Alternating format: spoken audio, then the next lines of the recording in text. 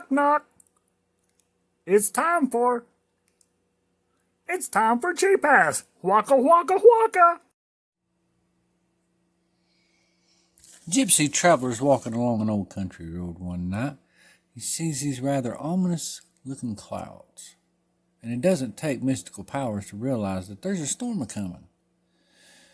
So he walks along a little bit further and comes upon an old farmhouse. Knocks on the door. Farmer comes to the door, says, "Can I help you?" The gypsy man says, "Kind sir, I am but a weary traveler, and would happily pay you for the use of your barn this evening to weather the oncoming storm." Farmer says, "Think nothing of it. I am a Christian, and I feel it is my duty to invite you into my home and put you up for the night." The gypsy says, "Well, I'd happily pay you for that." And the farmer, "Think nothing of it. I've been blessed."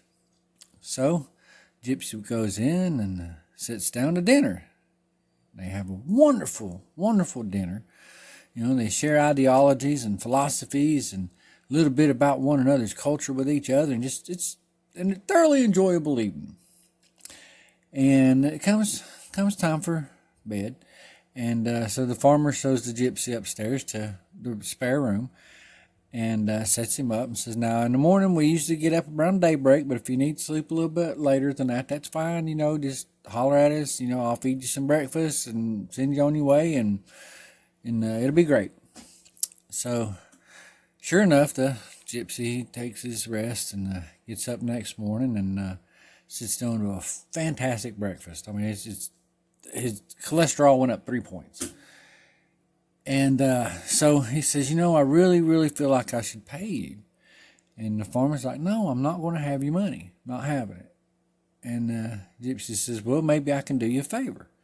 He says, "I've got some rather mystical, magical powers. I can speak to animals and understand what they're saying." The farmer ain't believing none of this, but he thinks to himself, well, if it'll ease the man's conscience, sure, he can go talk to my animals.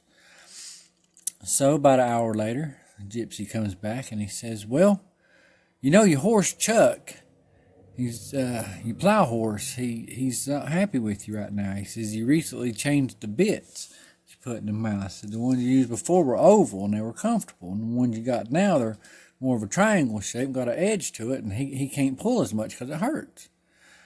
And the old man says, "How did he know my horse's name was Chuck?" And yeah, I did recently change the bits. How would he even know that? And before he could really remark too much about it, the gypsy says, "And then I was talking to Bessie, your milk cow. She ain't happy with you either. She said you used to have the automatic milk machine set on 26 pulsations, and now you've ramped it up to 32, and she don't like that. It's uncomfortable." He's like, wow. He knew my cow's name was Bessie, and he knew that I recently changed the settings on that machine. There's no way he could know this. Maybe he can talk to animals.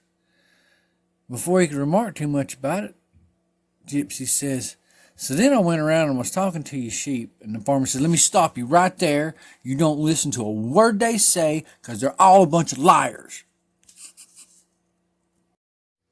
So then the cow says, "This has been a cheap ass production."